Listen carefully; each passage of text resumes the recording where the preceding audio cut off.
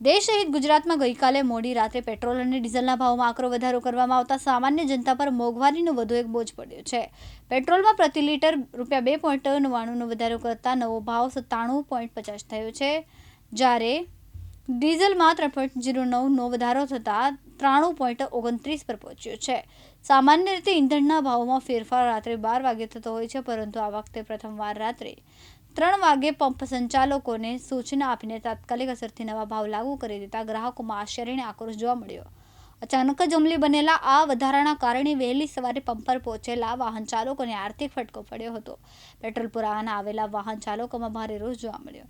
તેઓએ કહ્યું કે ચૂંટણી જીતી ગયા એટલે મોંઘવારીનો ડોઝ આપી દીધો, તો કેટલાક લોકો તો એવું પણ બોલ્યા કે ભાવ સામે પગાર વધવાનો નિયમ લાવો। આ બધા વચ્ચે સુરતના કેટલાક વિસ્તારના પેટ્રોલ પંપ પર પેટ્રોલ ડીઝલ નથીના બોર્ડ લાગ્યા છે।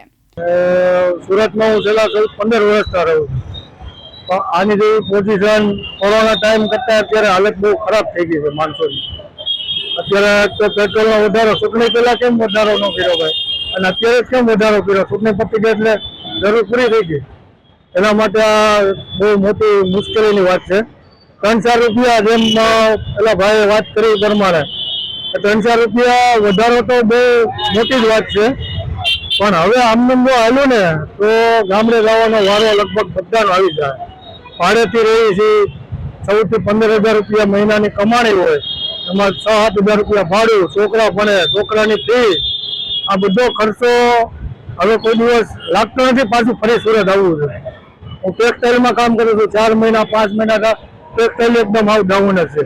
એમાં જરી દોરા ધાગા બધી વસ્તુના એટલા ભાવ વધી ગયા। આ મોંઘવારી આમ રહી ને તો એક સમય દેહમાં ખેતી કર્યા સિવાય બીજો કોઈ ઈલાજ જ નથી। જેને પાસે ખેતી ન હોય એ માણસો શું કરશે એ હજી મને ખબર નથી। કેટલા ટાઈમથી લાઈનમાં અહીંયા મારે 3 કલાક ઉપર થઈ ગયું, 3-3.25 કલાક થઈ ગઈ। 10 મિનિટનું કીધું એને, 10 મિનિટનું કીધા પછી એને 1.5 કલાક કરી। 1.5 કલાક પછી વાળો આવ્યો તો છતાંય 200 રૂપિયાનું 2 લીટર પૂરું પેટ્રોલ મને નથી મળ્યું। હું સવારે 3 કલાક ત્યાં લાઈનમાં ઉભો હતો અને એમાં ભાવનો અપડેટ આવ્યો કે ભાવ છે બહુ મોંઘવારી છે, બહુ ખોટું છે। આ પેટ્રોલના ભાવ અને મોંઘવારી જે વધી છે, નાના માણસો માટે બહુ તકલીફ છે। મિડલ ક્લાસમાં મોટા માણસો નથી ફરક પડવાનો, પણ નાના માણસો બિચારા જે રોજનું કમાતા હોય બરોબર, તેના માટે પેટ્રોલનો ભાવ 2-3 કે 4 રૂપિયા જે વધારે છે બહુ મોટી આફત જ છે, અને આ બહુ ખોટું થઈ રહ્યું છે। પેટ્રોલનો ભાવ વધવા જ ના જોઈએ। પેલા વધવાના હતા પણ ચૂંટણીના લીધે ના વધ્યા, પેલા જે વધવાના હતા તે ચૂંટણીના હિસાબે ના વધ્યા। તકલીફો તો બહુ હદ તક અત્યારે બધા નોકરી ધંધા માટે નોકરી ધંધા નથી વિચારતા, બધા પેટ્રોલ પુરાવા માટે વિચારે। પેટ્રોલ પુરાવીને પછી નોકરી ધંધે થાય છે તો તે લોકોનો આખો દિવસ જે બગડી જાય છે। 200 રૂપિયાનું પેટ્રોલ મળે છે, એમ દિવસનો રોજ 500 રૂપિયા પડી જાય છે, એનો વૈધું શું રહે મિડલ ક્લાસ માણસો માટે? સરકારને તો એવા વિનંતી છે કે આનો જલ્દીથી જલ્દી નિર્ણય લાવે। હા, અહીંયાથી બધા સૌરાષ્ટ્ર જવા માટે તૈયાર થઈ ગયા હવે કે અહીંયા હું રહીને કરવું એમ કરી। કાનાભાઈ મેર, દિવ્યાંગ ન્યૂઝ, સુરત।